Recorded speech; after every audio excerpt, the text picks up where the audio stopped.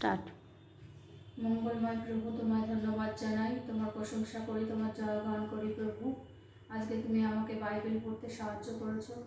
আজকের অ্যাসেম্বলিতে আমি যোগদান করেছি প্রভু।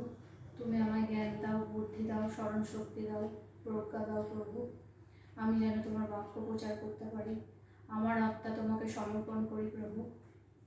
এই প্রার্থনা প্রভু যীশু খ্রিস্টের নামে চাই, আমিন। আজকে আমি পাঠ করে শোনাবো গীত সংহিতা 1 ও 2 অধ্যায়। ধন্য সেই ব্যক্তি যে দুষ্টদের মন্ত্রণায় চলে না, পাপীদের পথে দাঁড়ায় না, নিন্দুকদের সভায় বসে না, কিন্তু সদাপ্রভুর ব্যবস্থায় আমোদ করে, তাহার ব্যবস্থা দিবারাত্র ধ্যান করে। সে জলস্রোতের তীরে রোপিত বৃক্ষের স্বদেশ হইবে, যাহা যথাসময়ে ফল দেয়, যাহার পত্র ম্লান হয় না, আর সে যাহা কিছু করে তাহাতেই কৃতকার্য হয়।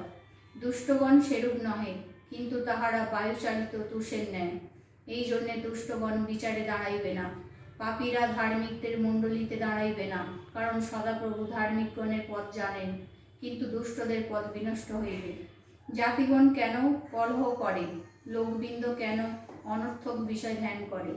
পৃথিবীর রাজগণ দণ্ডায়মান হয়, নায়কগণ একসঙ্গে মন্ত্রণা করে সদাপ্রভুর বিরুদ্ধে এবং তাহার অভিষিক্ত ব্যক্তির বিরুদ্ধে।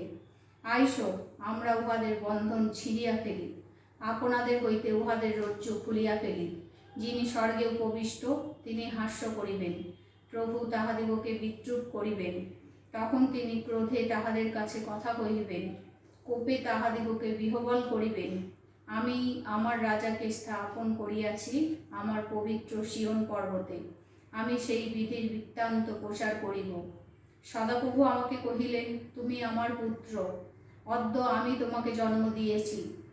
আমার নিকটে যাজ্ঞা করো, আমি জাতিগণকে তোমার দায়াংশ করিব, পৃথিবীর প্রান্ত সকল তোমার অধিকারে আনিয়া দিব।